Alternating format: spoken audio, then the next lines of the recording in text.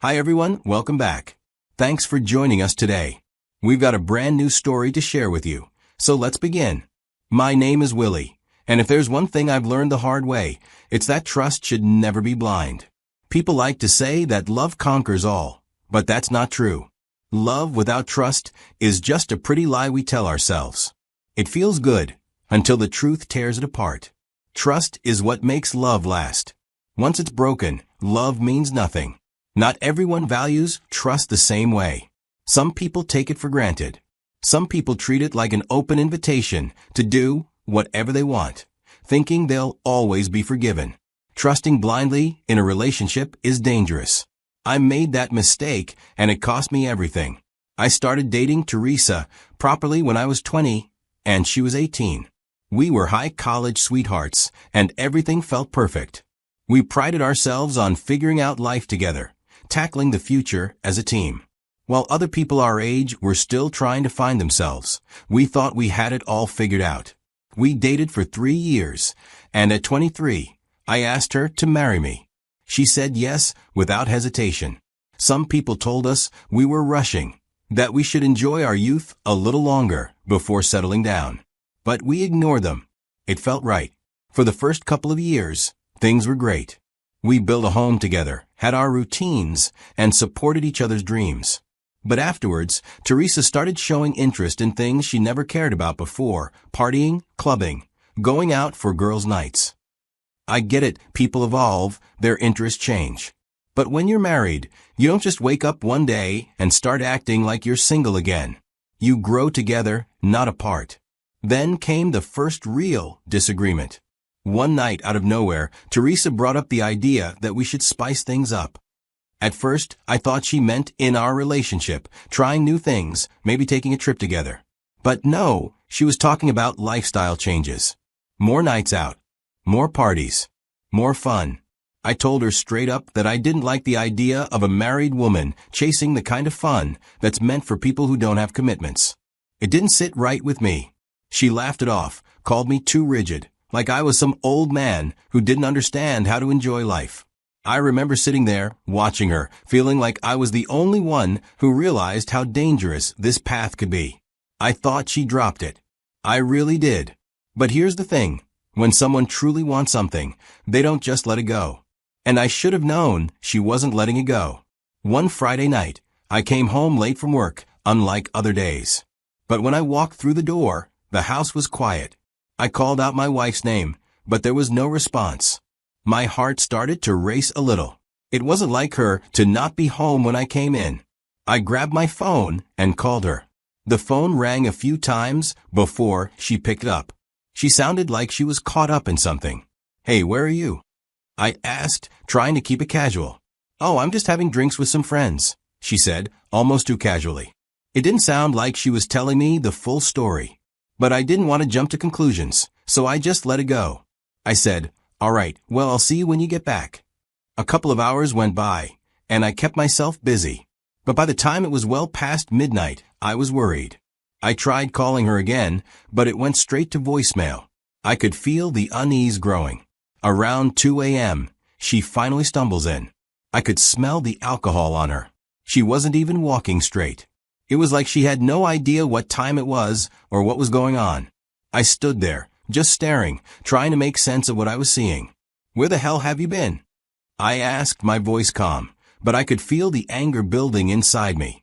She just muttered something about how she was sorry, but she didn't seem to know what she was apologizing for.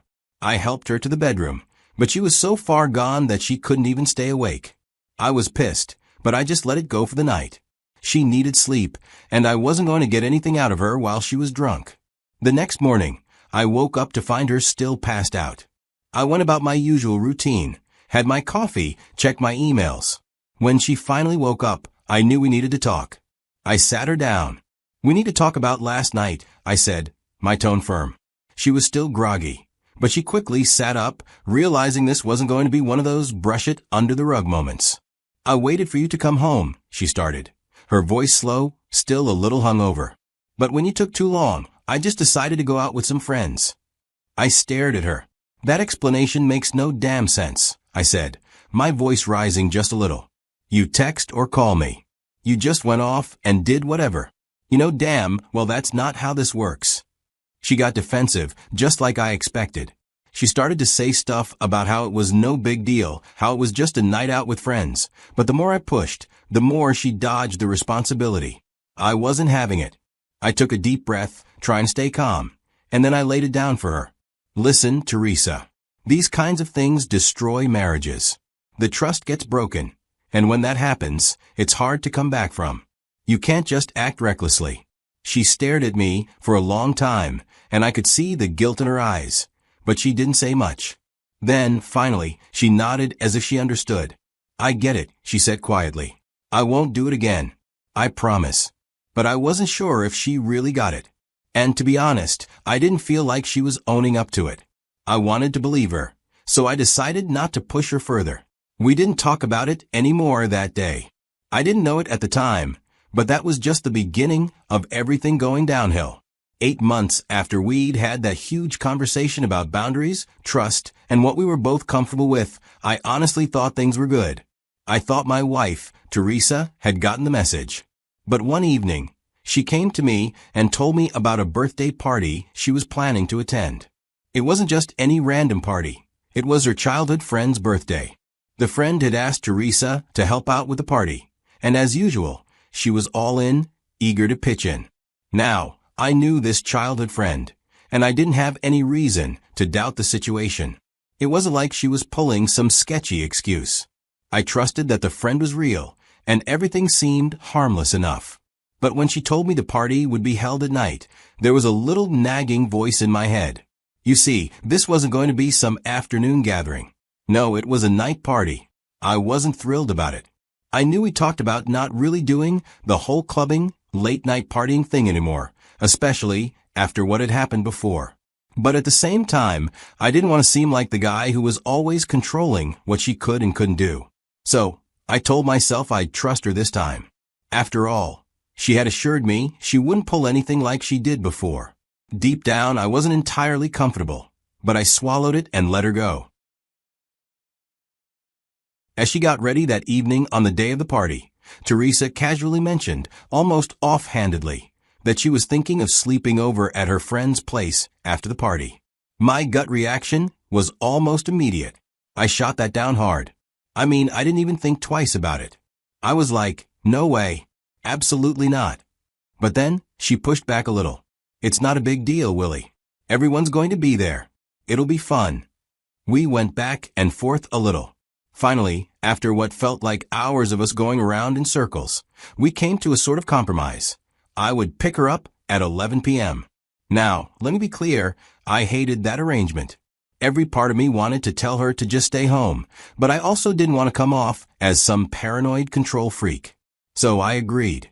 That night, as the clock ticked closer to 9 p.m., I tried to catch up with some of the books I've not read in a while.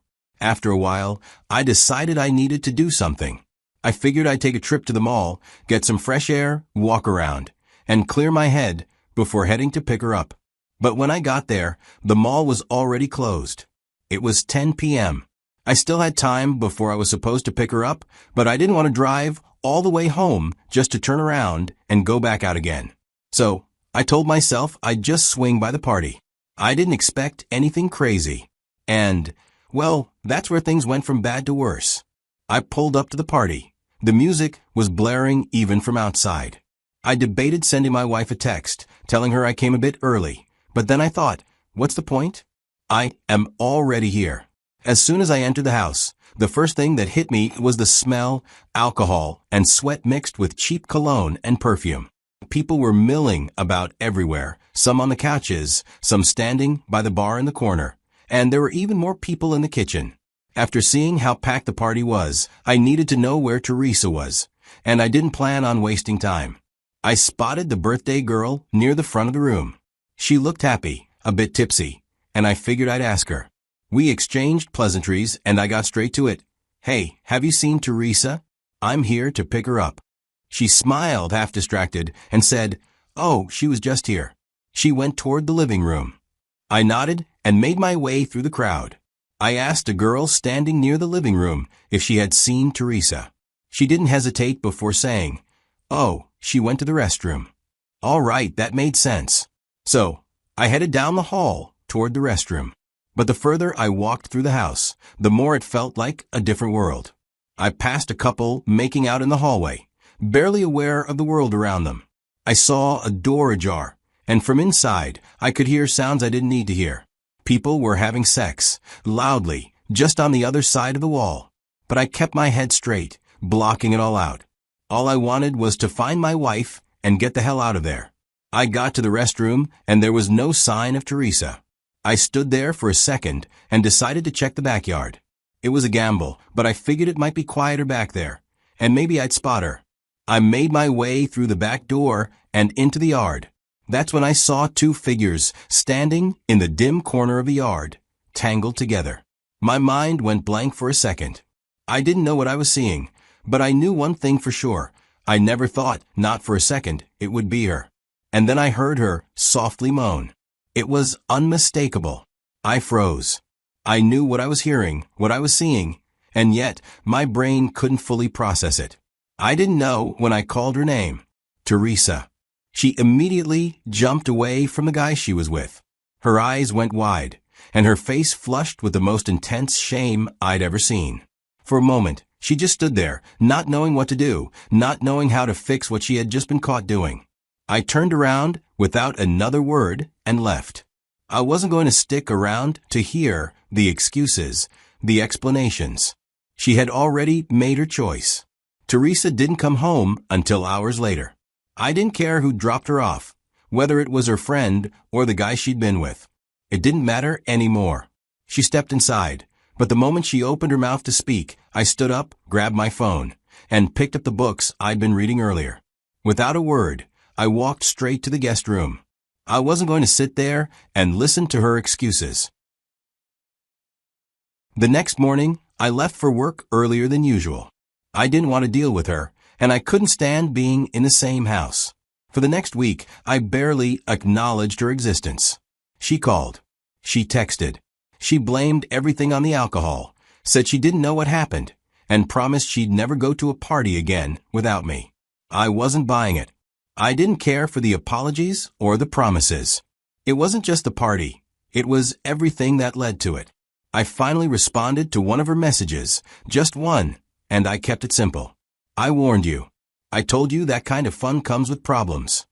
That week was tough, but I was done. One evening, I called her to talk. I wasn't sure what I was expecting, but I knew what I had to say. I looked her straight in the eye, and I told her, let's end this. Her face went pale. She begged me, swore she would change, said she couldn't live without me. But I already knew what my answer was. My mind was made up. The trust was gone, and once you lose that, it's impossible to get it back. I wasn't going to live the rest of my life like that, always wondering, always doubting. I was too young to be stuck in a relationship that left me questioning everything.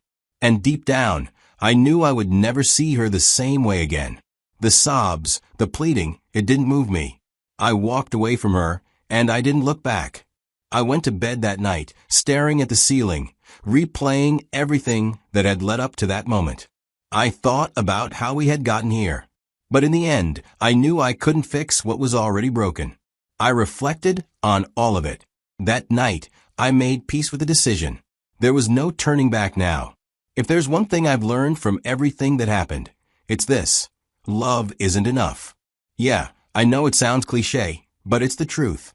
Love can be the foundation, sure, but trust is what keeps everything standing strong. Once that trust is gone, whether through a mistake or betrayal, nothing is ever the same. You can love someone with all your heart, but if you can't trust them anymore, that relationship starts to crumble. You'll always question their every move, their every word. And believe me, once trust breaks, it's nearly impossible to rebuild it to the way it was before. So let me share my major takeaways from this whole experience, just in case it helps anyone out there who's watching.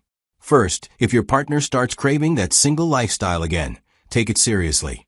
You know what I mean, going out, partying, staying out late, doing things they didn't care about when you first met. That's a red flag.